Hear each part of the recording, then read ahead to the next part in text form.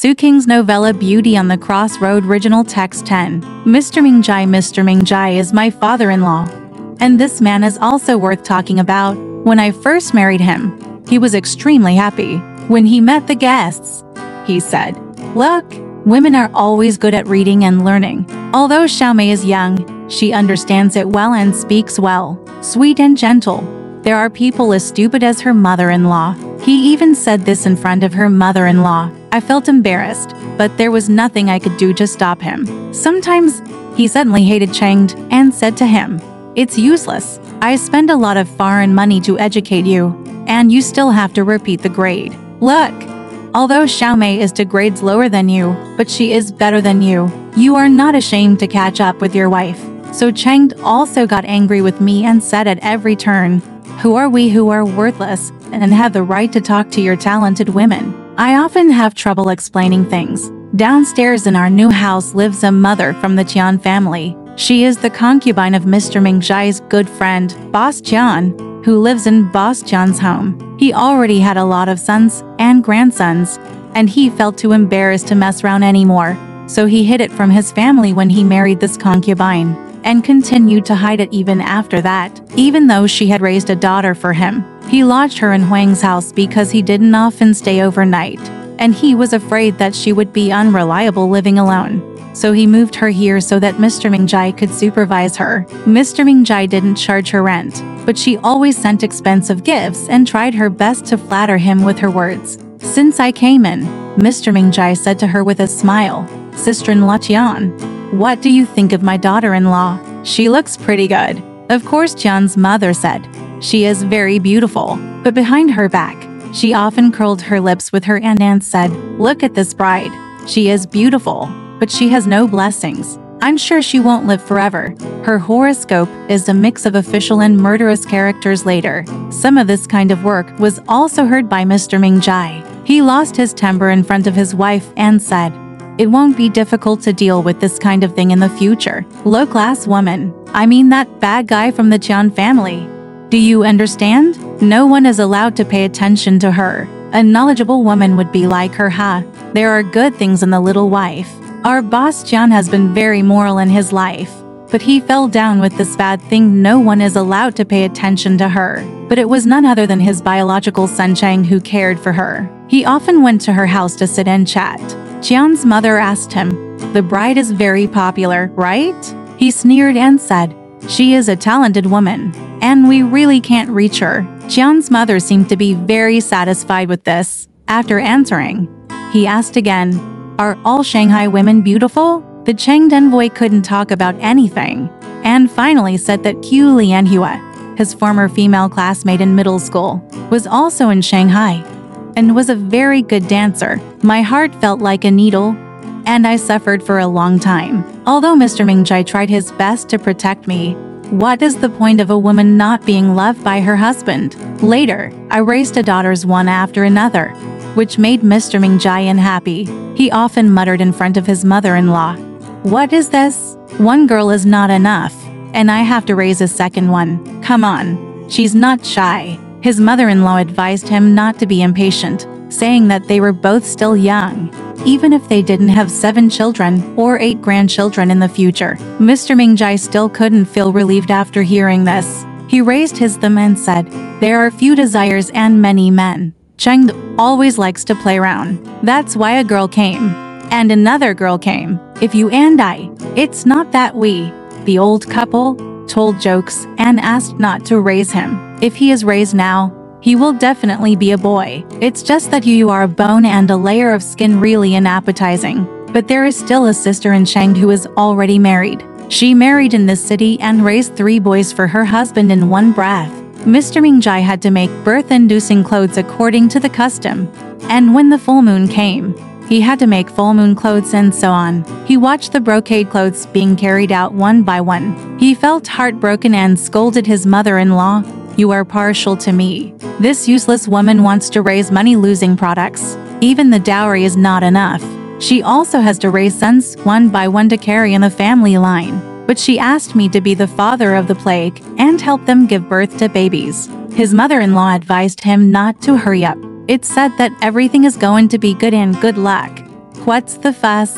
He had to bang his fist on the table and said, "Fuck you. What good fortune. It's none of our business if someone has a grandson. Do you still want to eat the soup made by your grandson in the future? Ha, we're sending it out.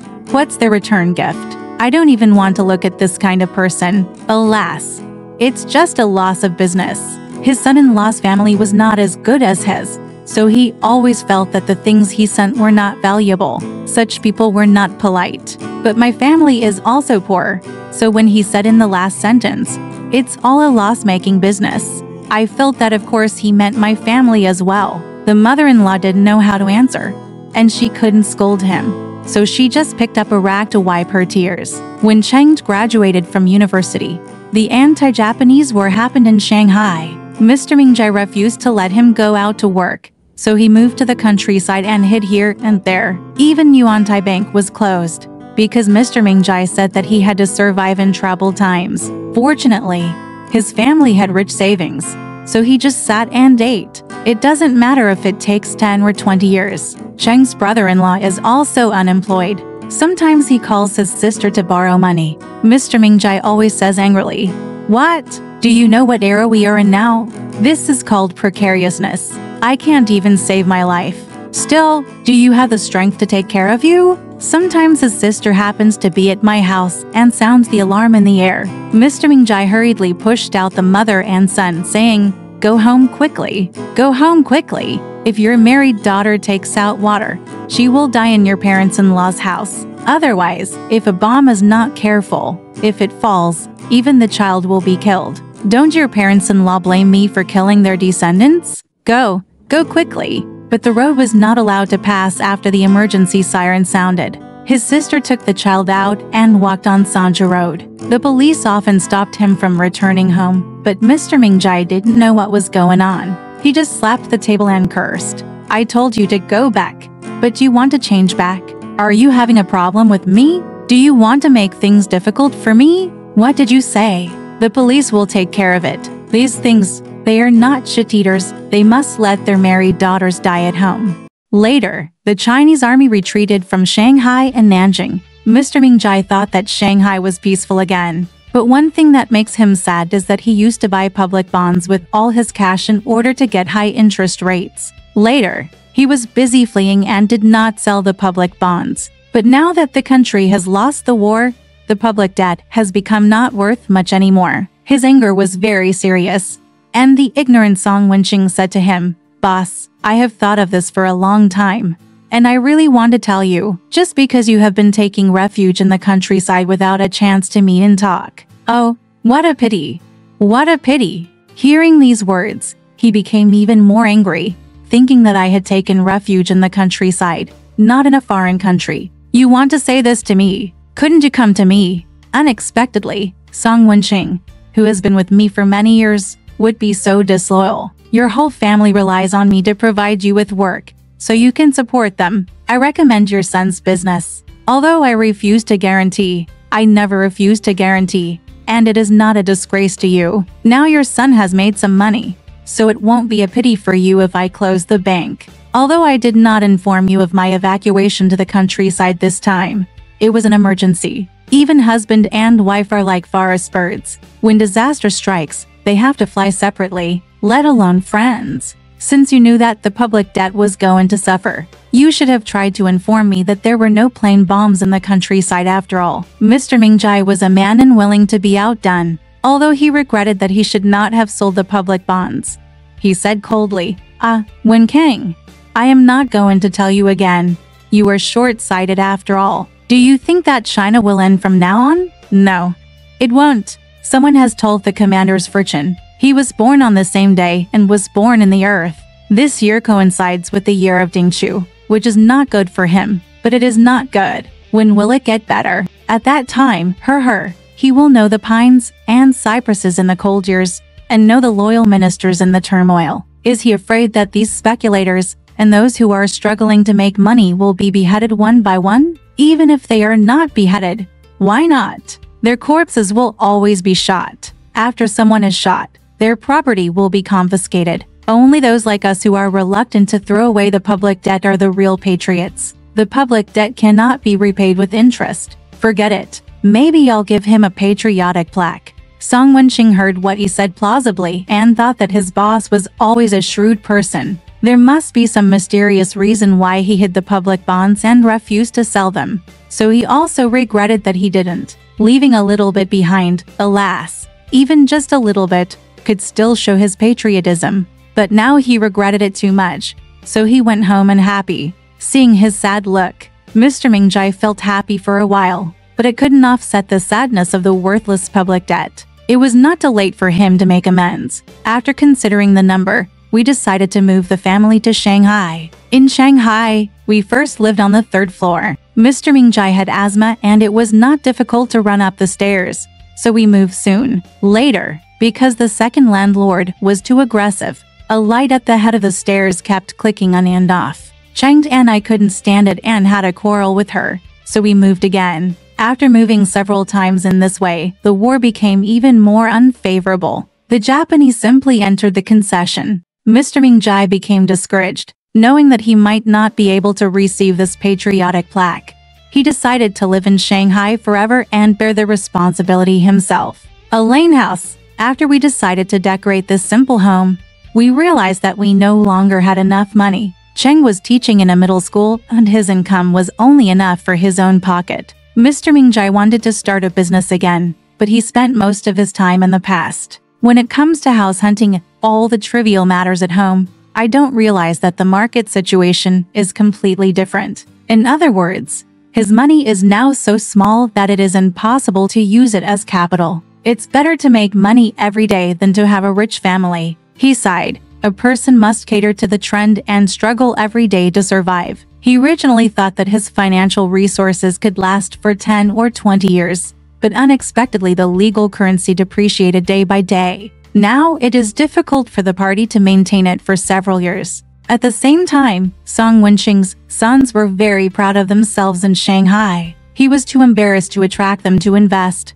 and he did not have enough capital on his own. So even though he said he wanted to do business every day, he couldn't do it after all, seeing that he really didn't plan anything. People always thought that because he had saved a lot of money, he ended up enjoying the blessings of living in an apartment. He couldn't prove this, and he kept saying it. So he had to listen to people's compliments with tears in his eyes. Sometimes he also tried to complain to people in a joking tone that he couldn't sustain it anymore and wanted to start a small business. People always looked like they didn't believe it and replied, "What other jokes does your boss have? You are golden. There is a lot of money that can't be used up. How can we think of doing hard business in a place like this?" Alas, people like us who live day by day are called helpless. The Japanese are very cruel, so bring some stuff. We are whipped and kicked every time we come out.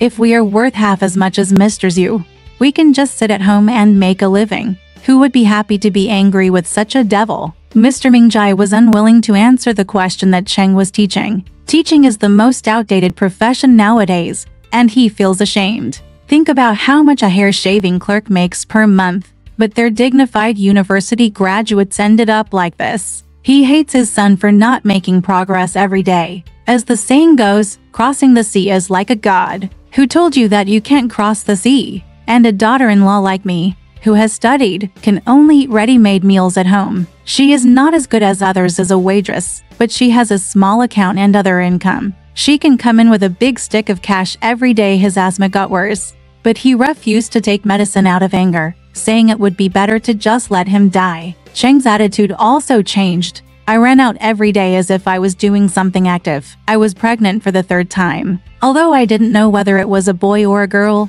the house was dark and gloomy all day long. I was really afraid of people living there. The people in Shanghai are always too bad. That's why there has been chaos for so many years. Next year is Guiwei, and the year after that is Jiaoshan. In the Jiaoshan year, no matter what, my public debt will definitely rise. It's a pity that I may not need it anymore. He hummed to Qingqing while he was ill and said, Xiaomei is pregnant again now, and this time it must be a boy. The ancients said that he is the ancestor's grandson. I have accumulated a lot of virtues in my life. My grandson must be great. Alas, it's a pity that I can't watch him grow up. He died with so much hope. Alright, this part of the story ends here. Want to know what happened next? Let's listen to the breakdown next time.